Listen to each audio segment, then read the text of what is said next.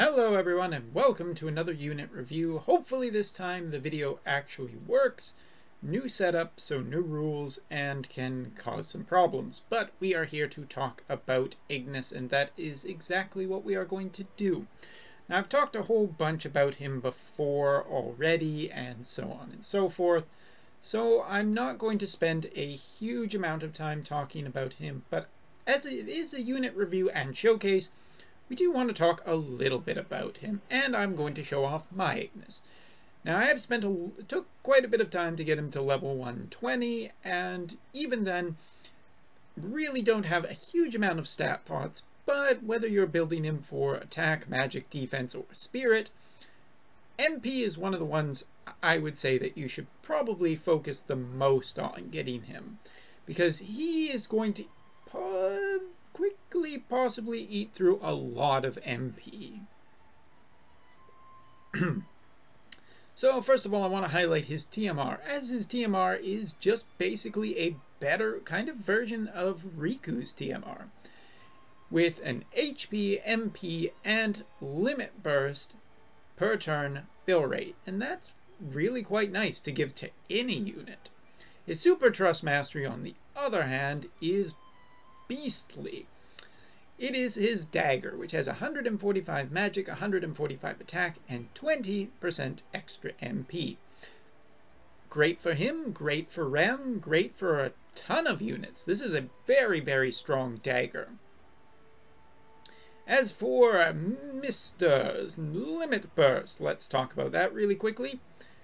His Limit Burst at max 7-star, only costing a total of 18 limit crystals, is a 400% single target 1-hit fire attack, ignoring 50% of spirit, single target 5-turn minus 100% fire resistance, and if you happen to have his TMR equipped, it also debuffs ice and thunder for 100% when it is maxed. Very, very, very strong limit burst for the debuffing component. Now, other than that, he can scan the target, he can debuff targets, he has single target revive. He also has a whole bunch of other things in his kit that are just a massive list of abilities. He is naturally immune to poison, confuse, and petrify. And the big thing is his abilities. Now, a lot of his abilities require 1 turn to awaken and 2 turns to get the full effect. But let's highlight the most important stuff. Getting him to level 120 is really important because he gets a big boost, 20% to HP, 40% to magic and spirit, and 50% MP. Now, I've said before that MP was important for him, and I really stand by that. Oh, he also gets a resistance to blind. But besides all the stat buffs, the unit himself has a 5% per turn MP recovery, which is good. He'll be spending a lot of MP, and the more he can just be not reliant on his MP abilities, the better. But his big things are definitely his cooldown attacks. First, for 50 MP, available turn 1, 5-turn cooldown, self 3-turn plus 200% to all of his own stats, and gives himself 9 limit burst crystals. Really, really good for charging his own limit burst, which you do want. And he also gains himself the ability to double cast any of his element immune abilities. For basically, you can use 2 of them in a turn, which is good because you only get 1 turn to use them. So, alright, let's keep going. His other big, and this is quite possibly his best ability, available turn 1, 5-turn cooldown, AoE 3-turn plus 150% to attack, defense, magic, and spirit, AoE 3-turn plus 100% stat debuff resistance. Also grants him for 1 turn his element imbues onto other characters, which very, very, very, very good. So 150% to the entire party is a very strong buff. It's not attached to a limit burst.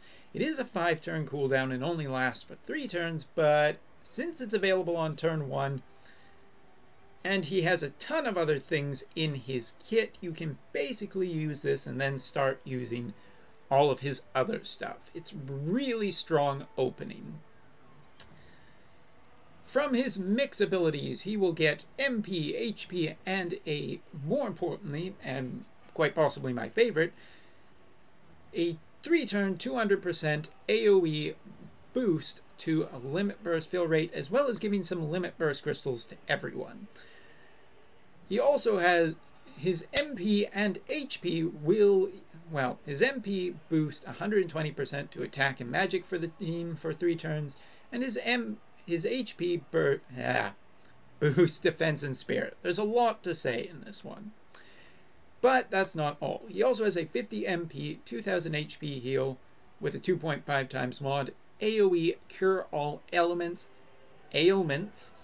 and 3-turn AoE 100% ailment resist. This is so important because when I'm building my team, I don't want to put ailment resistance on my team. I would rather just gift it to them. And 3-turn all ailment resist at 100% is fantastic. But that's not it. He has an 80 MP, recover 80 MP for everyone, and give 50% to all elements resistance. That's really, really strong. I loved it when CG Fina could do that. I love it when Ignis can do that. He also has an AoE 5-turn 30% damage reduction, so he can potentially really save the team from tough turns. He has some physical attacks. He has a ton of MP attacks, as well as some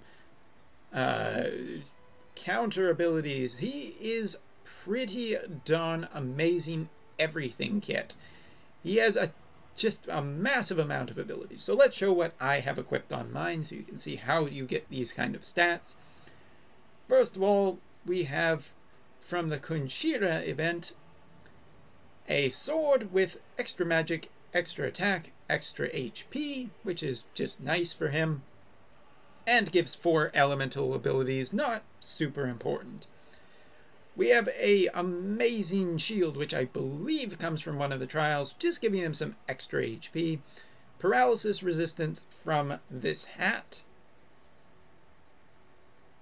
We have Cloud's armor. We have his own TMR, and we have just a ring that gives 20% to all stats. We have some element resistance. This actually needs to go probably. Well, more than probably. And we have an extra 30% attack just so he can seem, nice and balanced. But you can build him however you want. Now, with our team, we want to show off some of his capabilities. So we will be doing 2 runs through our dummy. There we go.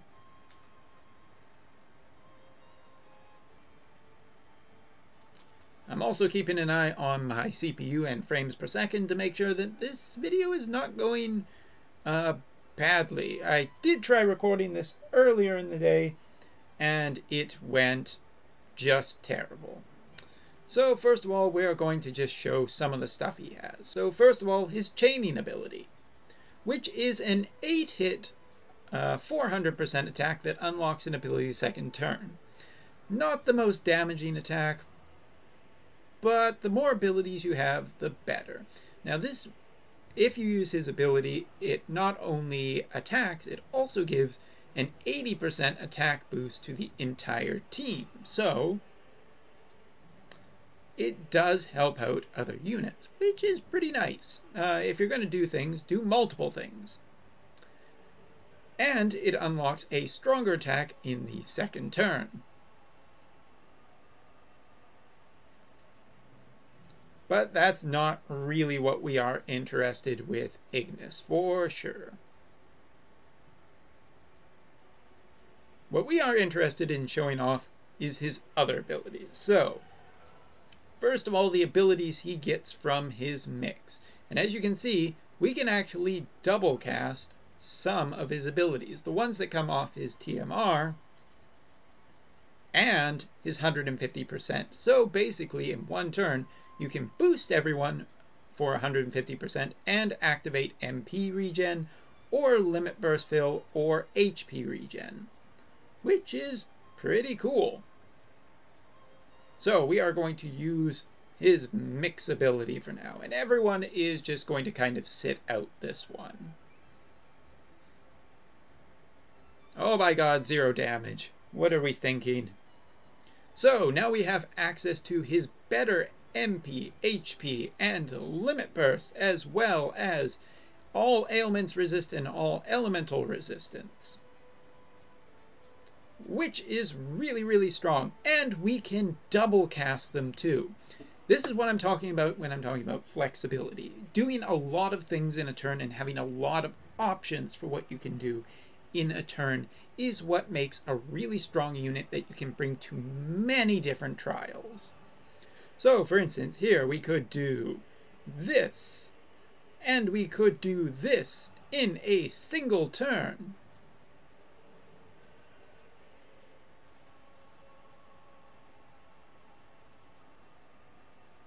As you can see, very, very, very strong potential with this character. Helps us fill even CG Hyou's limit burst in a single turn.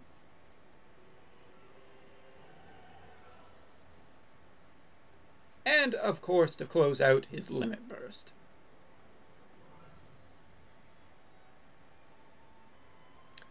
Now the big thing, his limit burst will never do a massive amount of damage, but that's okay, because that's not what we are interested in. We are interested in getting the element resistance debuff. And for fire, thunder, and ice, I can think of some great units: CG Hyou, CG Sakura, and Duke. All three who I have recently covered in other videos. So now we are going to do a run through where we are going to try to not mess this up, because this is a little bit tight trying to get all of this done in a turn. And I'm just going to resize that window because for some reason it got changed. So first of all, we want to start building thunder damage with CG Sakura.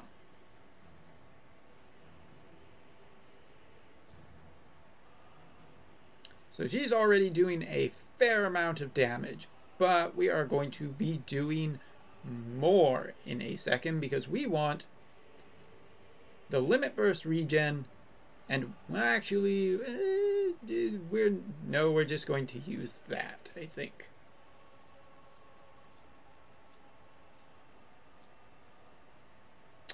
Oh shoot, I misclicked.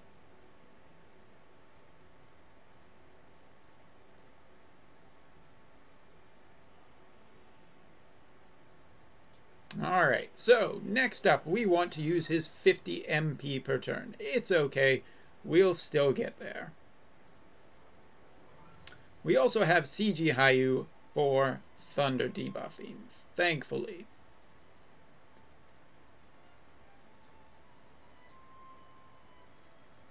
And we will reload. We want to keep CG Sakura building as much as possible.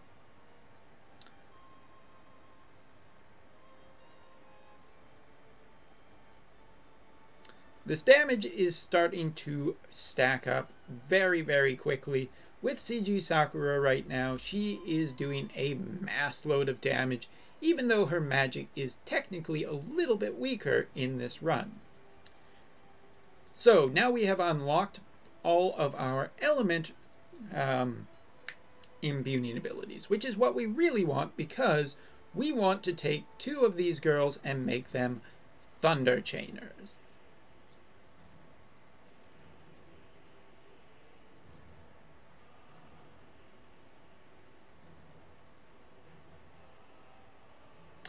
Now we've unlocked his limit burst, which is just perfect. It should be just enough to do what we want to do when we want to do it. Okay, so we're going to unlock CG Sakura's 5x ability for the next turn.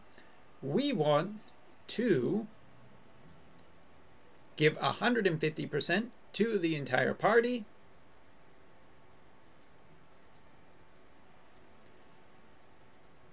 In the meantime, we will just hit really, really strongly. And it won't matter much because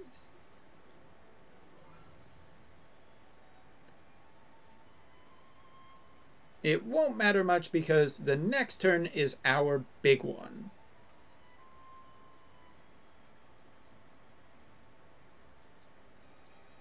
Now this turn is going to require a lot of, well, fairly careful. I'm probably still going to mess up the chaining. But CG Hyou will give a big debuff to the enemies. All of our team is incredibly strong right now. And we still have thunder chaining on both of our girls. So, taking a really quick look, let's take a look at the stats. 2261 for CG Hyou, 18 for both Runeras, 19 for CG Sakura, and Ignis' stats for a buffer are pretty damn good. The real question is, what do we do with this guy? Well, we are going to give Thunder to CG Hyou, so CG Hyou is even stronger than he already was. Now we're going to let CG Hyou's Limit Burst play out, because this is pretty damn cool. And we want to chain Runera in later.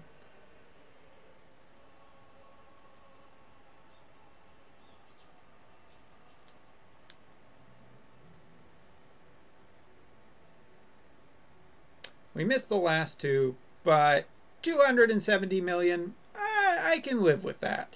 I can live with that. This is the thing about that I was talking about in completing a more perfect picture. It's not that Ignis can necessarily do everything every turn, it's that he can do a lot of things in a lot of different turns. Depending on what kind of problems your team is facing, you can change up how you want to do it and kind of just play around with the idea of how you are going to use this character. He is flexible, he is great in a lot of different situations, and while I haven't talked about this, I think his sprite looks great. The animations are awesome. The attack animations are fun. And needless to say, besides the Limit Burst looking pretty cool, his victory animation is just superb. It is one of the best in the game. Second only no.